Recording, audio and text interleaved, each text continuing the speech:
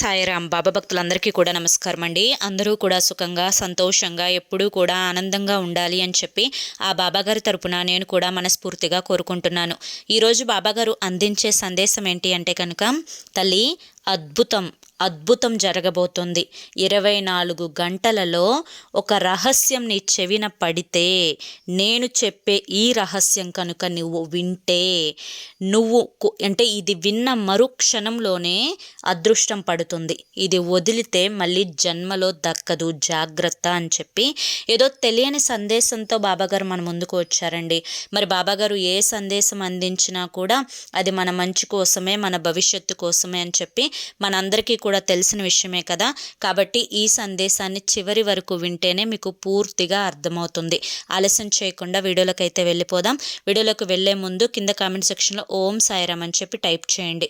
వినే ముందు చాలామంది కూడా చెప్పుకోలేనటువంటి సమస్యలతోటి సతమతమైపోతూ వాటిని ఎలా తీర్చుకోవాలో తెలియక ఇబ్బంది పడిపోతూ ఉంటున్నారు. అటువంటి వారి కోసం శ్రీ షిరిడి సాయిబాబా ఆశీస్సులతో జ్యోతిషం చెప్పబడును గురూజీ శివరామరాజు గారు. Phone number 9959422552. మీరు ఇప్పటి వరకు ఎన్నో చోట్ల జ్యోతిష్యం చెప్పించుకుని విసిగిపోయి ఉంటే ఒక్కసారి స్క్రీన్ మీద కనిపిస్తున్నటువంటి నెంబర్కి అయితే కాంటాక్ట్ అవ్వండి. భార్యాభర్తల సమస్యలు, పెళ్లి సమస్యలు, అలాగే సంతాన సమస్యలు, మీకున్నటువంటి ఎటువంటి సమస్యకైనా కానీ గురువుగారి దగ్గర చక్కటి పరిష్కారం అయితే దొరుకుతుందండి.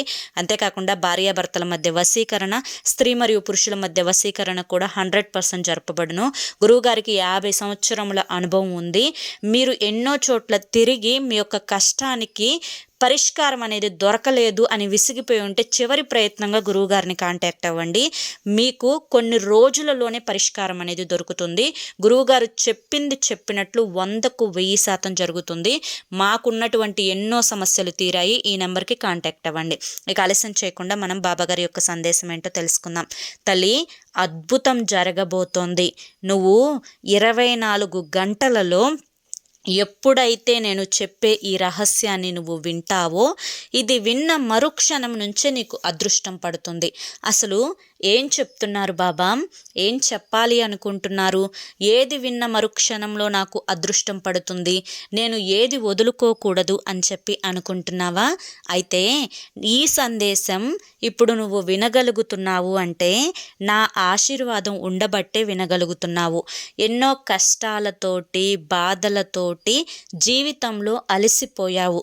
నా అనుకున్న వాళ్ళ దగ్గర నుంచే పరాయి వాళ్ళ లాంటి ప్రవర్తనను నువ్వు చూసినప్పుడు మనసుని ఏ విధంగా కంట్రోల్ చేసుకోవాలో అర్థం కాక 4 గోడల మధ్య నలిగిపోయావు.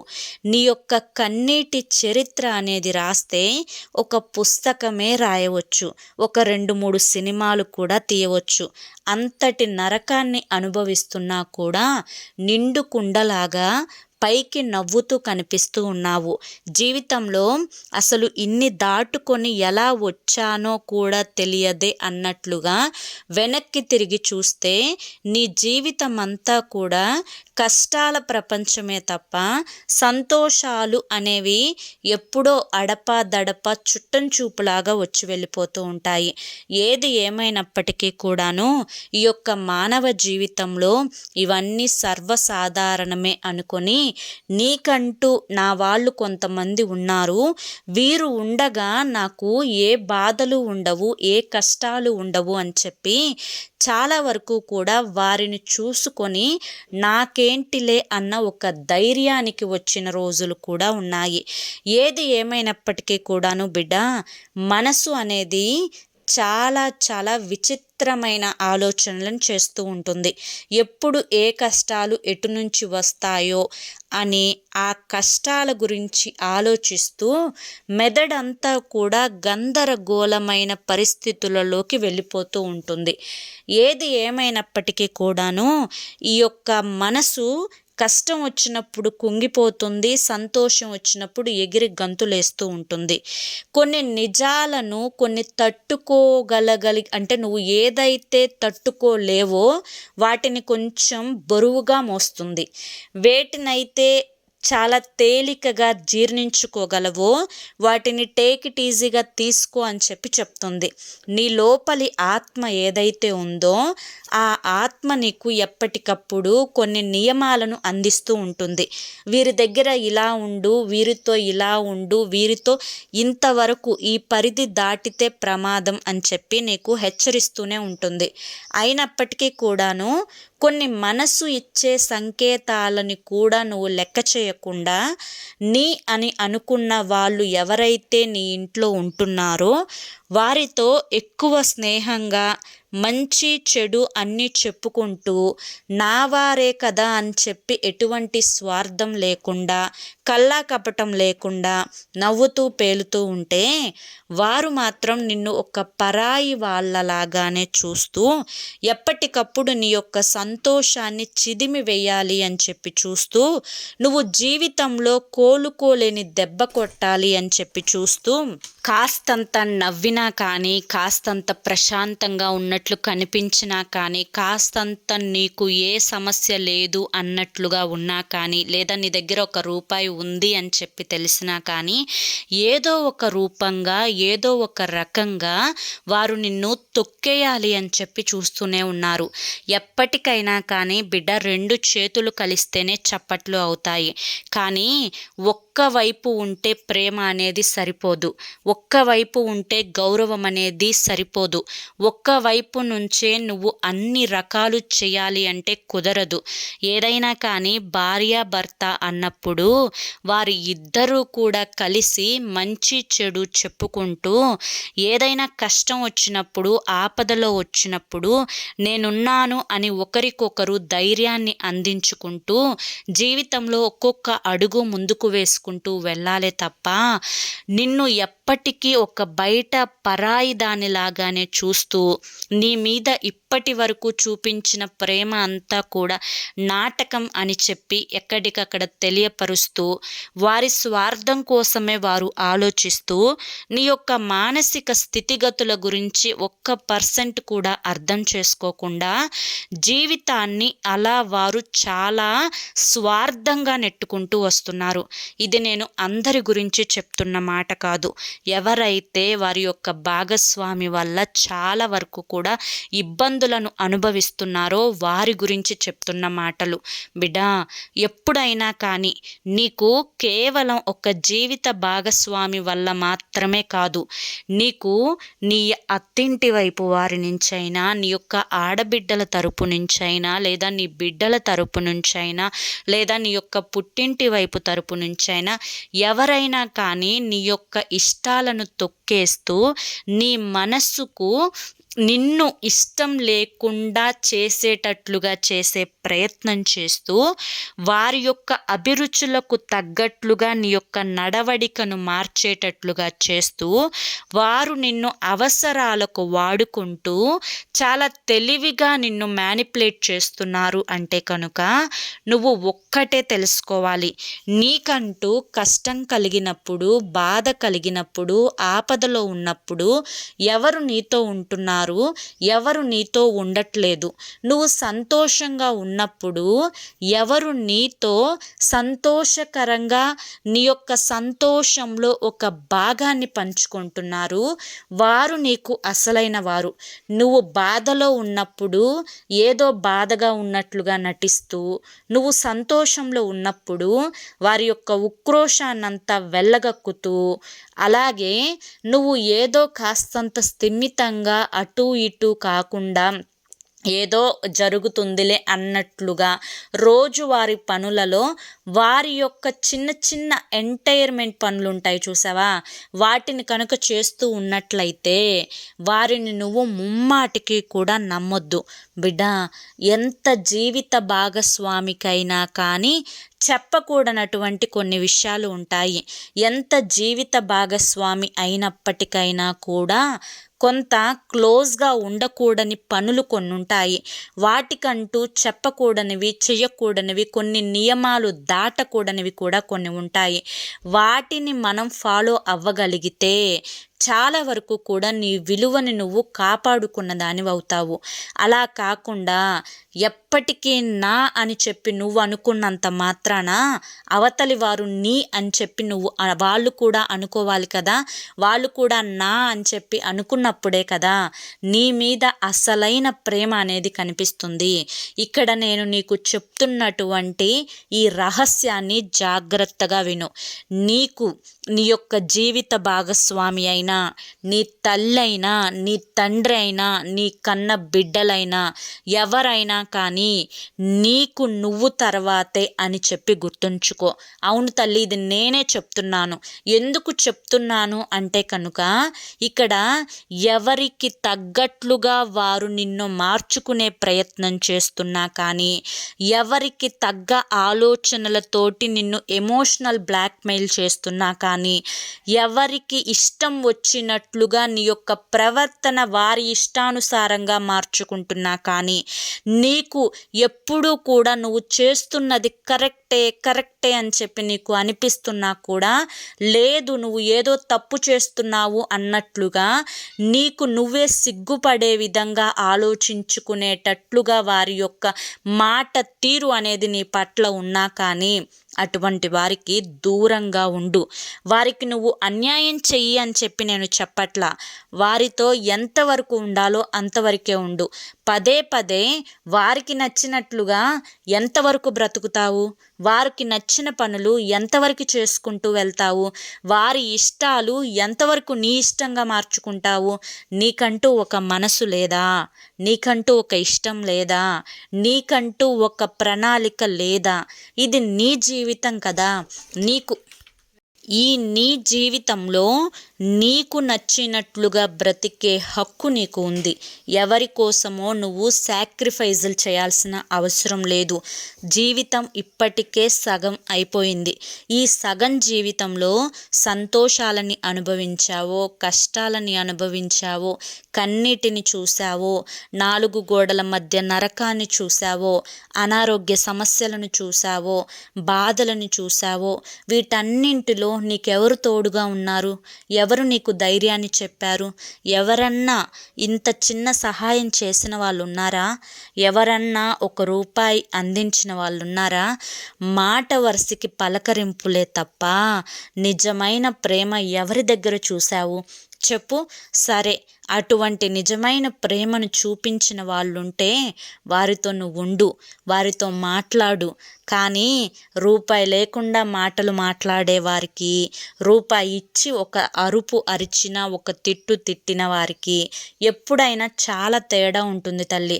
బిడ్డ, అసలు ముందు నీ వాళ్ళు ఎవరు, పరాయి వాళ్ళు ఎవరు అని చెప్పి గుర్తించు. తరువాత నీ యొక్క మానసిక స్థితి అనేది మెరుగుపడటం కోసం చేయవలసిన పనులేంటో అవి చేసుకో.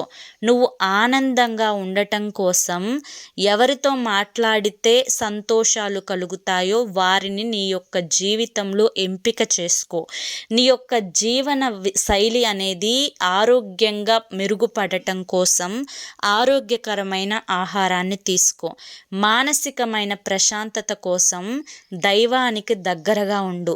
ఇలా నీ యొక్క జీవన శైలిలో కొన్ని మార్పులు అనేవి చేసుకుంటూ వెళ్తే నీ జీవితం అనేది చాలా వరకు కూడా ఆనందంగా ఉంటుంది. అలా కాకుండా గుడ్డొచ్చి చేలో పడ్డట్టుగా ఎవరి కోసమో బ్రతుకుతానంటే ఇక నీ యొక్క పుట్టుకకి అర్థమే లేకుండా పోతుంది. ఈ చిన్న జీవితానికి ఎటువంటి సార్థకత అనేది లేకుండా పోతుంది. కాబట్టి నిన్ను నువ్వు గుర్తుంచుకో అని చెప్పి చెప్తున్నా. ఎవరికి కూడా ఏ అన్యాయం చేయొద్దు అని చెప్పి చెప్తున్నా. నీకు నువ్వు న్యాయం చేసుకో అని చెప్పి చెప్తున్నా. బిడ్డ, ఎప్పుడైనా మనం ఎంత మంచిగా ఉన్నా కూడా మనల్ని వేలెత్తి చూపించే వాళ్ళు ఎప్పుడూ కూడా మన జీవితంలో ఉంటారు. మన చుట్టుపక్కల వాళ్ళే మన గురించి చాటున చెవులు కొరుక్కుంటూ ఉంటారు. మనం ఎంత మంచిగా ఉన్నా కూడా ఏదో ఒక తప్పుని మన మీద వేసి రుద్ది, ఆ తప్పు చేయకపోయినా చేశామని చెప్పి సృష్టించి 10 మందిలో మనల్ని నవ్వుల పాలు చెయ్యాలి అని చెప్పి, అవమానపరచాలి అని చెప్పి చాలామంది కూడా 1000 కళ్ళతోటి ఎదురు చూస్తూ ఉంటారు. ఏది ఏమైనప్పటికీ కూడాను వీళ్ళు ఉన్నారు కదా, వీళ్ళు మనల్ని అన్నారు కదా, మన మీద తప్పు రుద్దారు కదా అని చెప్పి మనం ఎప్పటికీ కూడా ఆలోచించుకోకూడదు. ఇది మన యొక్క కర్మ, మన యొక్క జీవితం, మన కర్మానుసారం ఏదైతే జరుగుతుందో సంతోషమైన బాధ అయినా వాటిని మనం జీవితంలో అంగీకరించుకుంటూ అలా ఒక్కొక్క అడుగు వేసుకుంటూ ముందుకు వెళ్ళాలి. జీవితం అంటే అన్ని సంతోషాలే ఉండవు. కష్టం వచ్చినప్పుడు కృంగిపోకూడదు, సంతోషాలు వచ్చినప్పుడు ఎగిరి గంతులేయకూడదు. కష్టం సుఖం రెండూ సమానంగా చూడగలగాలి. అప్పుడే ఎటువంటి బాధ అనేది ఉండకుండా ఉంటుంది. ఎప్పుడూ కూడా నెత్తి మీద కొండంత బరువును పెట్టుకొని దాన్ని మోస్తూ వాళ్ళ గురించి ఆలోచిస్తూ అనవసరమైన మూర్ఖులను మార్చే ప్రయత్నం చేస్తూ నువ్వు కూడా వారితో అతివాదనకు దిగుతూ నీ యొక్క సమయాన్ని వృధా చేసుకోవాల్సిన అవసరం లేదు. ఎవరు నన్ను ఏదంటే నేను వారిని అదే అనాలి అని చెప్పి పెట్టుకోకు. అనుకునే వాళ్ళని అనుకోనివ్వు. నువ్వు నీలాగే మౌనంగా ఉండు. ప్రతి ఒక్కరికి కాలం సమాధానం చెప్తుంది. ఈరోజు నువ్వు తక్కువ స్థాయిలో ఉండవచ్చు, కానీ ఎప్పుడూ కూడా ఇలాగే ఉంటావు అని లేదు కదా. నీకంటూ ఒక రోజు వస్తుంది. ఆ రోజు అన్నవాళ్ళే తల దించుకునే స్థాయి కూడా వస్తుంది. కాబట్టి ఇప్పుడు ప్రస్తుతం ఏదైతే జరుగుతుందో ఈ ప్రస్తుతాన్ని చూసి నువ్వు నిజం అని చెప్పి అనుకోకు. అలాగే ఈ యొక్క ప్రస్తుత పరిస్థితే శాశ్వతం అని చెప్పి కూడా అనుకోకు. బిడ్డా, ఈ యొక్క చిన్న జీవితం అనేది నీ కోసం నీకు భగవంతుడు ఇచ్చిన ఒక బహుమతి. కాబట్టి ఈ రహస్యాన్ని తెలుసుకొని జీవితాన్ని ప్రతి నిమిషం, ప్రతి క్షణం, ప్రతి సెకను కూడా ఆనందంగా ఆస్వాదించడం నేర్చుకోవాలి. ఎవరో డబ్బు సంపాదిస్తున్నారు, అయ్యో మనం సంపాదించడం లేదే, ఎవరికో ఆస్తులున్నాయి, అయ్యో మనకు లేదే అని చెప్పి ఇలా అనుకోవద్దు. ఈ యొక్క జీవితంలో నిజమైన ఆస్తి ఏంటి అంటే కనుక నువ్వు చేసే పుణ్యం, అలాగే నీకున్నటువంటి ఆరోగ్యం. ఈ రెండే నిజమైన ఆస్తులు. ఇవి రెండే నిన్ను నిండు నూరేళ్ళు బ్రతికేలా చేస్తాయి.